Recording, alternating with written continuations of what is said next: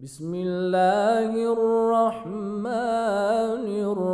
الرحيم واعلموا أنما غنمتم من شيء فأن لله خمسه وللرسول ولذي القربى واليتامى والمساكين وابن السبيل.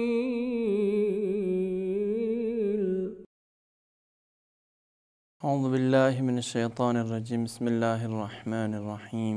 الحمد لله رب العالمين والعاقبة لأهل التقوى واليقين، ثم الصلاة والسلام على سيد الأنبياء والمرسلين حبيب إله العالمين العبد المؤيد الرسول المسدد المصطفى الأمجد المحمود الأحمد أبي القاسم مصطفى محمد صلى الله عليه وآله وسلم.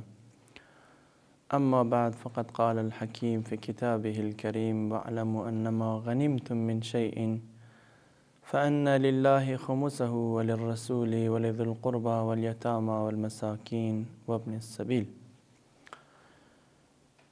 The fourth item on which khums is payable is when a haram property gets mixed with a halal property. If something halal gets mixed up in such a way that it is not possible to identify each from the other, and the owner of the haram property is not known, and it's not possible to separate the haram property from the halal one, in this case it is necessary to pay khums from that property. Khums is 1/5, so 1/5 of that property has to be given away as khums. And of course, if the owner of the haram property is known, or if the quantity of the haram property is known, then that must be separated from the halal property. The owner can be reached for information about the quantity of the haram property. If the owner knows the amount of the haram property, then that amount should be given to him. And if he does not know the amount of the haram property, then of course compromise may be made by both sides and by both parties, the owner of the halal property and the owner of the haram property.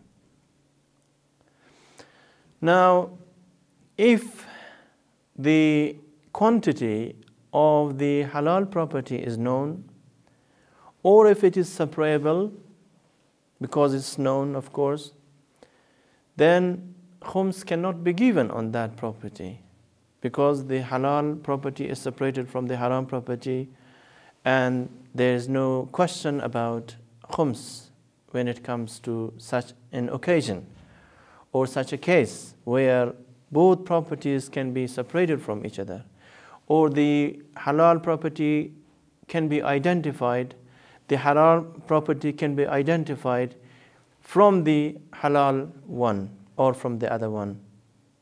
So, now there is an occasion where a person knows the amount of the haram property, but he does not know the owner of the haram property. In which case, what is the solution? What is the fatwa and what is the answer? Because the property, the amount of the haram property is known. For example, a kilo of wheat is mixed with some kilos of halal wheat, and you know that you have to separate or take out 1 kilo of wheat or 1 kilo of flour, and the quantity is known, but the owner of the property is not known. In this case, the religious authorities have said that you must give that known quantity of haram property as sadaqah, as alms to the needy, to the poor. Of course, wherever and whenever you find something whose owner is not known, and after you have made your effort to find the owner, you fail to find out, and the owner does not turn up. In this case, you can give that property as sadaqah on behalf of its owner. And the sadaqah should be given to the poor, to the needy, and there is no objection in giving it as sadaqah to the needy ones. But if the owner turns up, if he comes and claims that he is the owner of that property, he has the right to either take back whatever has been given as sadaqah, as charity to the needy, from the person who has given it. And he can also consent to it. It is up to him.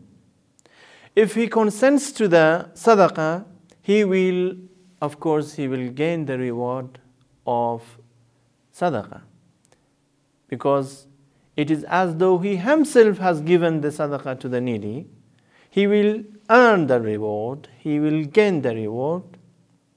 But if he does not consent, the person who has given it as sadaqah to the needy must reimburse, must repay that quantity of the haram property to its owner. And it's the duty of that person to do this.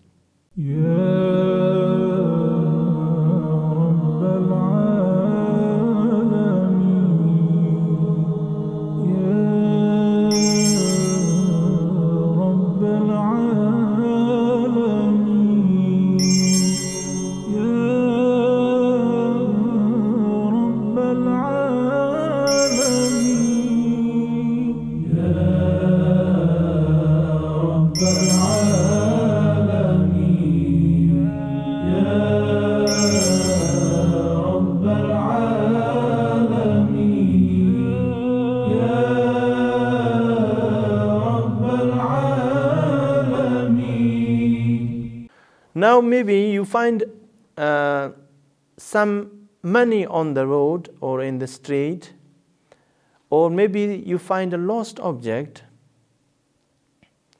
The case is the same. The position is the same. You will have to search for the owner. You have to announce that something lost has been found. And if the owner does not turn up, you cannot use that lost and found property. You cannot use it yourself, but you can either give it to the needy, or you can give its value, its price, to the needy. And of course, if the owner turns up and he says that he does not consent to giving it as sadaqah, then the person who has given it as sadaqah to the needy, he must reimburse. He must repay, he must compensate for the thing he has given to the needy. If a person pays khums on a property which has halal mixed with haram, of course halal parts mixed with haram parts, and learns later that the quantity of haram property was more than khums, then in this case also he must give the excess, the extra amount as sadaqah. Now you have given 1/5 of that mixed quantity of the things, the halal and the haram property have been mixed. Now you give 1/5 of that thing as sadaqah to the needy, to the poor, but later on you find out that the amount of the haram property was more than that which you gave as khums. In this case, the extra amount, the excess, has to be given as sadaqah to the needy, as sadaqah to the poor. And of course, the needy ones who receive the amount must be Shia, must be needy, and must be faithful and practicing Shia Muslims. They should not be transgressors. They should not be people who do not offer their prayers, who do not act on their religious duties. Of course, whenever and wherever you want to give sadaqah or something as kafara to the needy, they should be the people who are practicing Muslims and who should be practicing Muslims. Otherwise, they do not deserve to receive that amount of money. Now, the fifth thing on which khums is payable and on which khums should be paid, of course, is the gems which is obtained from the bed of the river or from the river. It might not be on the bed of the river.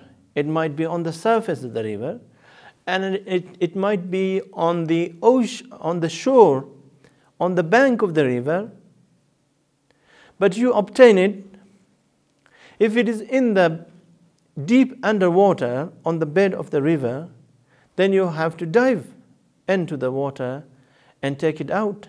Sometimes you accidentally find something from the ocean or from the river, like Euphrates, like Tigris, like the Mississippi River.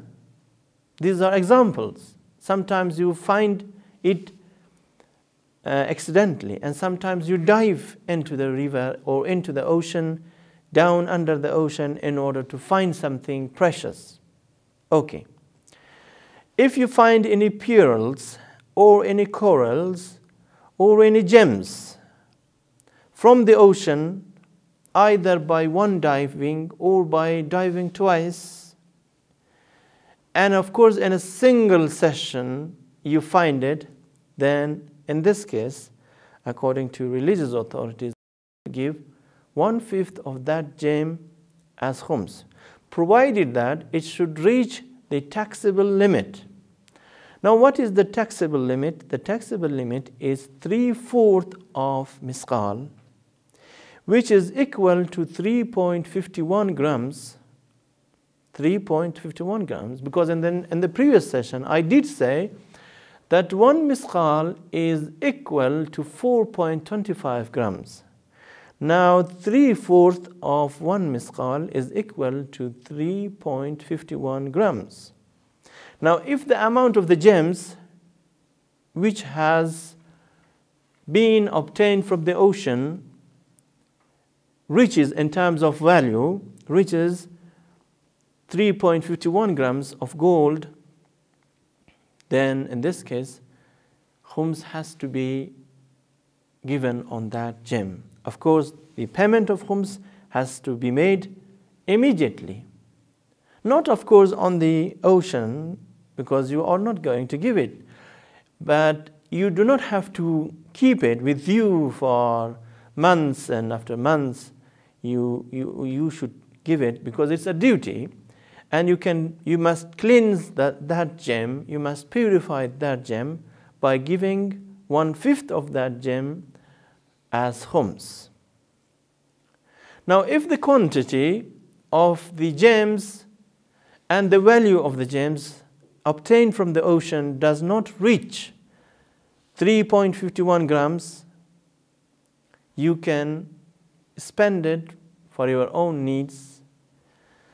But if you sell it and the amount which you receive after selling it exceeds the annual expenses of yourself and your family, In this case, of course, you have to pay khums from the excess. Now, whatever is the excess, whatever is the surplus, you must pay 1/5 of the excess, 1/5 of the surplus amount as khums. Now, the religious authorities have pinpointed, have mentioned that the gem which is, of course, liable to khums and whose value reaches 3.51 grams of gold should be obtained in a single session. It could be by diving once or twice, okay? But if you dive into the ocean or into the river and find or bring out or obtain a quantity of gems or corals, pearls, something valuable from the ocean, but the quantity does not reach 3.51 grams. And after 1 month, or maybe in another season, you again go to the ocean and dive into the ocean and obtain something from the riverbed, and the total gems which have been obtained from the ocean reach, in terms of value, 3.51 grams. In this case, khums is not payable on the gems which have been obtained from the ocean in 2 different seasons and on 2 different occasions. This has to be, of course, remember, this has to be taken into consideration. Now, there is one question. Normally the fishermen, some are Muslims, and they are fishermen, they are fisherwomen, and their business, their profession is to fish and to sell the hunted fish on the market. What about khums? Is khums payable on the fish which has been obtained from the ocean or from the river or not? Of course, khums is payable if the income, if the money which is received from the market, from the buyers, from the customers, from the clients, exceeds the annual expenses of yourself or the fisherman and his family. He has to pay khums from the excess, and there is no objection to spending the rest of the fish or the rest of the money from which khums has been paid.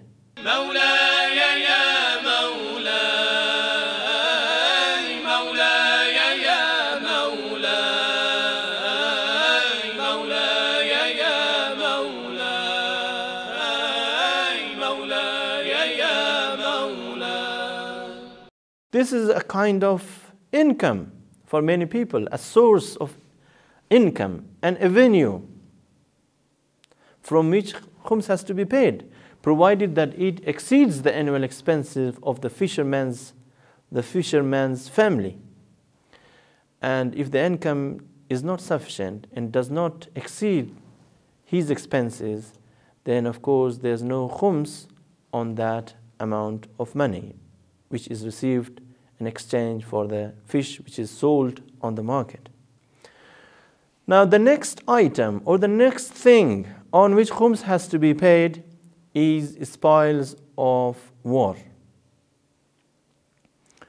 If Muslims fight against the infidels by the command of the holy Imam, peace be upon him, and in the war acquire some booty, that booty is called ghanima in Arabic as well as in Farsi.